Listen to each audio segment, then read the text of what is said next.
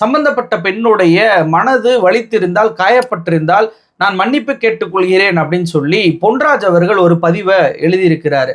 ஏன் இந்த பதிவை எழுதியிருக்கிறாரு அப்படின்னு சொல்லி நம்ம தேடி பார்த்ததுல, பொன்ராஜ் அவர்கள் ஒரு தனியார் யூடியூப் சேனலுக்கு பேட்டி கொடுக்கும்போது, தமிழ்நாட்டில் மிகப்பெரிய அளவுக்கு அரசியல் விழிப்புணர்வு ஏற்பட்டிருக்கு, மிகப்பெரிய அளவுக்கு கல்வி புரட்சி என்பது ஏற்பட்டுக்கிட்டு இருக்கு, பெண்கள் மிகப்பெரிய முன்னேற்றத்தை அடைஞ்சுக்கிட்டு இருக்கிறாங்க. ஆனா பாருங்க, நம்ம தமிழ்நாட்டில் தான் மிகப்பெரிய அளவுக்கு தற்கொலை கூட்டங்கள் இருக்கு அப்படின்றதே விஜய்னால தான் தெரிய வந்துச்சு. அதற்கு விஜய்க்காக நன்றி சொல்லணும். இங்க விஜய்க்கு நாங்க அக்காவாகவும் இருப்போம், தங்கச்சியாகவும் இருப்போம், பொண்டாட்டியாகவும் இருக்கோம் அப்படின்னு சொல்லிட்டு பேசக்கூடிய ஒரு விபச்சார கூட்டம் இருக்கிறது அப்படின்னு சொல்லி ஒரு வார்த்தையை பயன்படுத்தியிருக்கிறார் பொன்ராஜ் அவர்கள். இதுல ஒரு மிகப்பெரிய உண்மை எனக்கு தெரிஞ்சது என்னன்னா, ஒரு அறிவார்ந்த தமிழ்நாடு, ஒரு லிட்ரஸி ரேட் அதிகம் உள்ள தமிழ்நாடு, படிப்பறிவில் சிறந்த தமிழ்நாடு, கிராஸ் என்ரோல்மெண்ட் ரேஷியோ இந்தியாவிலேயே அதிகமாக இருக்கக்கூடிய தமிழ்நாடு, முதலமைச்சர் கல்வியில் சிறந்த தமிழ்நாடுன்னு விழா எடுத்தது. இப்படிப்பட்ட ஒரு தமிழ்நாட்டில் இப்படி ஒரு தற்கொலை கூட்டம் இருக்கு அப்படின்றத காமிச்சு கொடுத்ததுக்கு விஜய்க்கு நம்ம நன்றி சொல்லணும்.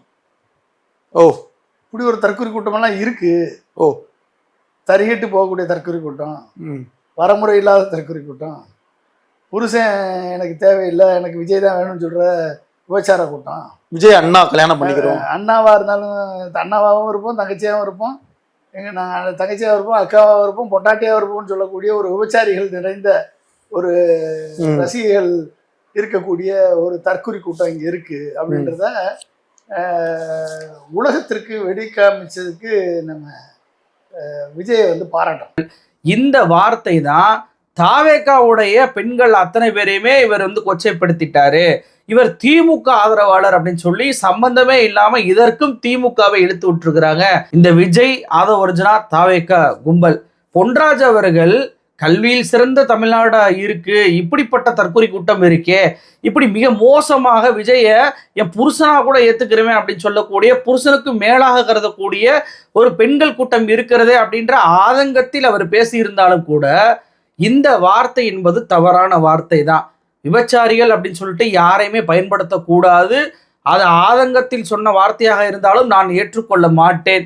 என்னதான் அவங்க விஜய் எனக்கு அண்ணன் கிடையாது, விஜய் எனக்கு புருஷன் மாதிரி, ஏன் புருஷனே விஜய் கூட அனுப்பி வைப்பான், ஏன் புருஷனை விட விஜய் தான் எனக்கு ரொம்ப பிடிக்கும், கூட்டுறவன் நிறைய பொண்டாட்டி வச்சிருக்கான், துப்புரவு தொழிலாளி நிறைய பொண்டாட்டி வச்சிருக்கிறான், எங்க அண்ணன் விஜய் வச்சுக்கிற கூடாதா, விஜய்க்கு நாங்கள் பொண்டாட்டியை கூட இருந்துட்டு போறவன் என்ன பிரச்சனை அப்படின்னு சொல்லி விஜயை காதலிக்கிறேன் அப்படின்ற அளவுக்கு அவர்களுடைய ரசிகைகள் பேசினாலும் கூட அதை நாம் கண்டிக்கும் போது நாகரிகமான வார்த்தையில தான் கண்டிக்கணும்.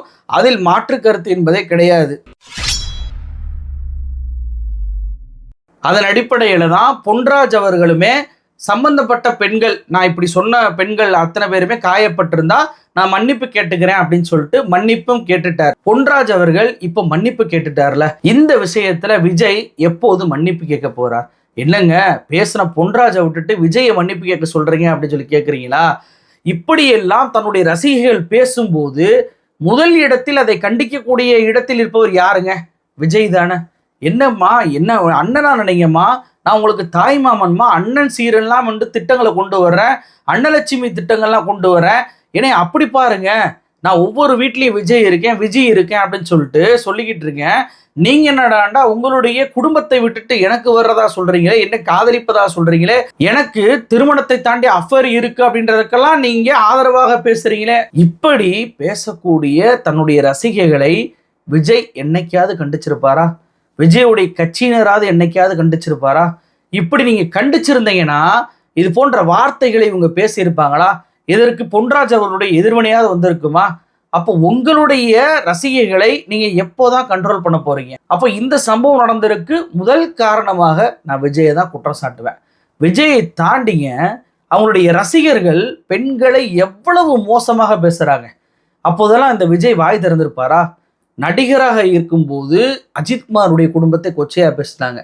சமீபத்தில் சிவகார்த்திகேயனுடைய பிள்ளையை கூட கொச்சைப்படுத்தி பேசுனாங்களா இல்லையா? நடிகர் தனுஷா இருக்கட்டும், நடிகர் சூர்யாவா இருக்கட்டும், அத்தனை பேர் குடும்பத்தையுமே மிக மிக கொச்சையாக பேசின கும்பல் தான் இந்த விஜயுடைய ரசிக கும்பல். விஜய்க்கு எதிராக ஏதேனும் ஒரு பெண்கள் வந்தால் கூட அவர்களை மிக மோசமாக விமர்சனம் பண்ணுவாங்க.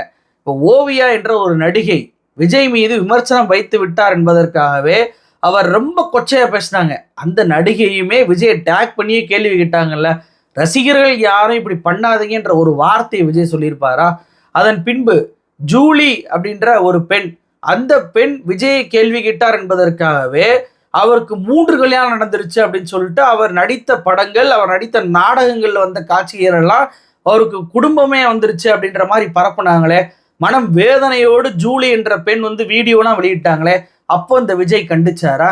இவருடைய கட்சியிலே இருந்து திமுகவில் இணைந்த வைஷ்ணவி அப்படின்ற ஒரு பெண், அந்த பெண்ணை எவ்வளவு தூரத்துக்கு கொச்சையா பேசினாங்க. இவங்க கட்சியிலிருந்து விஜய் தன்னுடைய மனைவியை கூட சரியாக கவனிக்க மாட்டார் அப்படின்னு சொல்லி குரல் கொடுத்து வெளியேறிய ரஞ்சனா நாச்சியார் அவர்களை எவ்வளவு கொச்சையாக ஒரு ரசிகர்கள் பேசினாங்க. அப்போது எல்லாம் இந்த விஜய் ரசிகர்களை விஜய் கண்டித்தாரா அப்படின்னு சொல்லி கேட்டா இல்லை. ஆனா பொன்ராஜ் அவர்கள் தன்னுடைய ரசிகர்களை இப்படி பேசிவிட்டார் என்றவுடன் உடனடியாக டிஜிபி ஆபீஸுக்கு போய் கம்ப்ளைண்ட் கொடுப்பதிலிருந்து என்ன தெரிய வருது? தமிழ்நாட்டில் இருக்கக்கூடிய மற்ற எந்த பெண்களை வேண்டுமானாலும் என்னுடைய கும்பல் பர்சனல் அட்டாக் பண்ணுவாங்க, மாப் மென்டாலிட்டியோட அவங்கள அட்டாக் பண்ணுவாங்க, குடைச்சல் கொடுப்பாங்க, மன உளைச்சலை ஏற்படுத்துவாங்க. ஆனா அவங்களுக்கு ஏதாவது ஒரு பிரச்சனைனா நான் உடனே போய் நிற்பேன். அப்போ இதுல இருந்து என்ன தெரிய வருது? உங்களுடைய ரசிகர்களுக்கு நீங்க நிக்கிறது தப்பு கிடையாது. அவங்க தப்பு பண்ணும் போதும் இதே மாதிரி நீங்க அவளை கண்டிக்கக்கூடிய இடத்துல இருக்கணுமா இல்லையா? ஏன் அதை மட்டும் பண்ண மாட்டீங்க? அப்ப இது குளிர் விட்டு போகுமா இல்லையா? நம்ம அண்ணன் விஜய் வந்துருவாரு, நாம இன்னும் பல்வேறு குடும்ப பெண்களை கொச்சைப்படுத்தி பேசலாம் அப்படின்ற ஒரு துணிச்சல் அவனுக்கு ஏற்படுமா இல்லையா? எப்போ விஜய் நீங்க கண்டிக்க போறீங்க? அதை இது எல்லாத்தையும் கூட விட்டுறலாங்க. இந்த புகார் கொடுக்க போறாங்கல்ல, இந்த புகார் கொடுப்பதற்கு முன்பு விஜய் அவர்கள் ஒரு பதிவு எழுதுறாரு. அதுல திமுக ஆதரவாளர் எழுதுறாரு. ஏங்க, அவர் வந்துட்டு அரசியல் விமர்சகர், திமுகவை திட்டமும் செஞ்சிருக்கிறாரு, திமுகவுக்கு ஆதரவாகவும் பேசியிருக்கிறாரு, பொதுவான அரசியல் நிலைப்பாட்டிலிருந்து பேசக்கூடிய ஒரு நபர். அவர் எப்படி நீங்க திமுக ஆதரவாளர்ன்றீங்க? திமுக சொல்லிதான் அவர் பேசுனதாக நீங்க எப்படி சொல்றீங்க? எது நடந்தாலும் திமுக மீது பழிபடக்கூடிய எண்ண ஓட்டம் தான் உங்களுக்கு இருக்கு. இதை கூட நம்ம கடந்து போயிடலாம். இவர் எது நடந்தாலும் திமுக தான் சொல்லுவாரு, இவருடைய மனைவி விவகாரத்து பெட்டிஷன் போட்டாலும் அதுக்கும் திமுக தான் காரணம் சொல்லுவாரு அப்படின்றதெல்லாம் யதார்த்த உண்மை தெரிஞ்சதுதான். ஆனா யாராவது தன்னுடைய ரசிகர்களை ஒருத்தர் கொச்சையா பேசிட்டாரு அப்படின்னா அதை தேர்தல் பிரச்சாரத்துக்கு பயன்படுத்துவாங்களா? மோடிஜி தான் பயன்படுத்தி இருக்கிறாரு. மோடிஜி தான் அவரை பத்தி ஏதாவது சொல்லிட்டா உடனே இந்துக்களை பத்தி சொல்லிட்டாங்க, டீ கடைக்காரனை பத்தி இவ்வளவு மோசமா பேசுறாங்க, நான் ஏழை என்பதனால தான் அப்படி பேசுறாங்க, நான் ஓபிசி என்பதனால தான் இப்படி பேசுறாங்க அப்படின்னு சொல்லிட்டு அப்படியே மடைமாற்றுவார். அதே மாதிரி விஜய் பாருங்க, தன்னுடைய ரசிகைகளை ஒருத்தர் பேசிட்டார் என்பதற்காக அதை ஒட்டுமொத்த தமிழ்நாட்டு பெண்களாக மாற்றி ஒட்டுமொத்த தாய் குளங்களும் சேர்ந்து திமுகவை தோற்கடிப்பாங்கன்றார். ஏங்க, இதுல யாராவது ஓட்டு கேட்பாங்களாங்க? அப்பட்டமா பச்சையா ஓட்டு கேட்கிறாரு இவர். தன்னுடைய ரசிகைகளை ஒருத்தர் கொச்சப்படுத்துறாரு அப்படின்னா நீங்க தாராளமா அவரை கண்டிங்க. ஆனா அதை வச்சு யாராவது ஓட்டு கேட்பாங்களாங்க? எவ்வளவு பெரிய கேவலமான செயல் பாருங்க அது. அப்ப தன்னுடைய கண்டிக்கக்கூடிய பதிவுல கடைசி வரியிலேயே இவர் மிக மோசமான அரசியல்வாதி அப்படின்றத காட்டிட்டாரா இல்லையா? அப்ப எவ்வளவு பெரிய கீழ்த்தரமான வார்த்தை இது. இதுல இவர் டிஜிபி ஆபீஸுக்கு யாரை கூட்டிட்டு போயிருக்கிறாருங்க? விஜயும் செங்கோட்டையனும் போய் இந்த புகாரை கொடுத்திருக்கிறாங்க.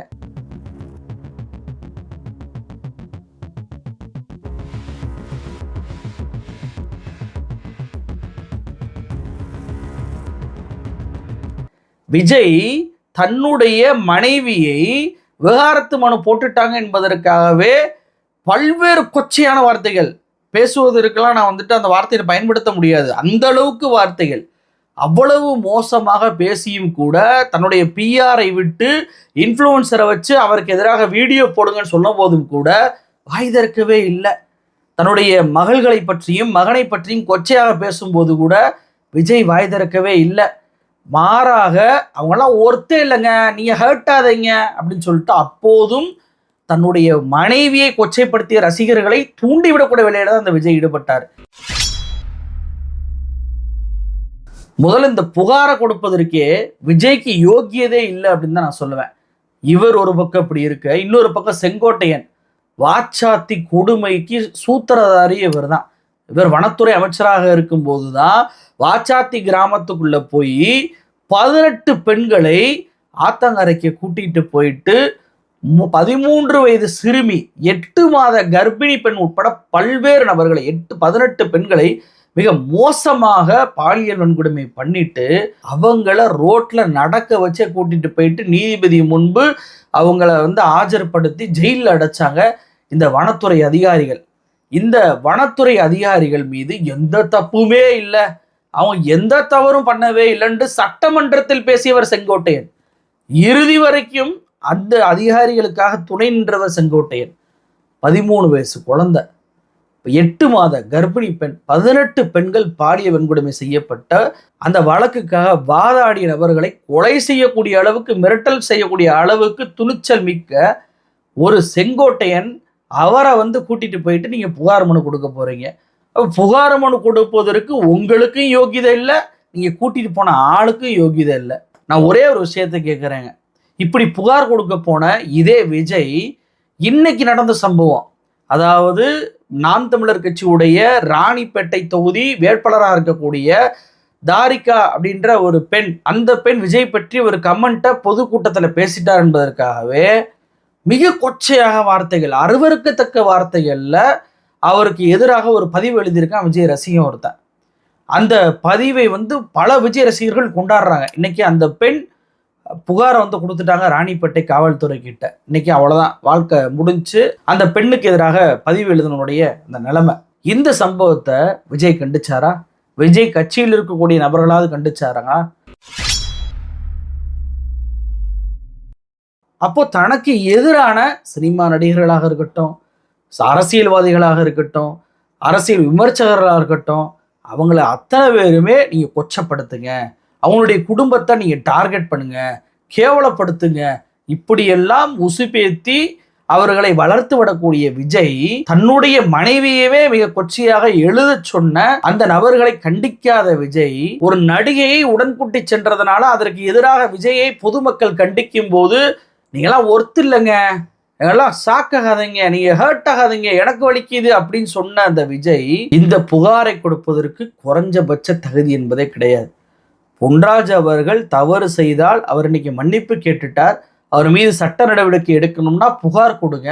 ஆனா அதற்கும் திமுக என்று சொல்வதும் தன்னுடைய ரசிகைகளையே வைத்தே பொதுமக்களிடம் பெண்களிடம் ஓட்டு கேட்பதும் என்பது கேவலமான ஒரு விஷயம். விஜய் இப்படிப்பட்ட ஒரு கேவலமான அரசியலை செய்வதை இதோடு நிறுத்தி கொள்வது அப்படின்றதுதான் எல்லோருக்குமே நல்ல ஒரு விஷயமாக இருக்கும் அப்படின்றதான் என்னுடைய பார்வை. நன்றி.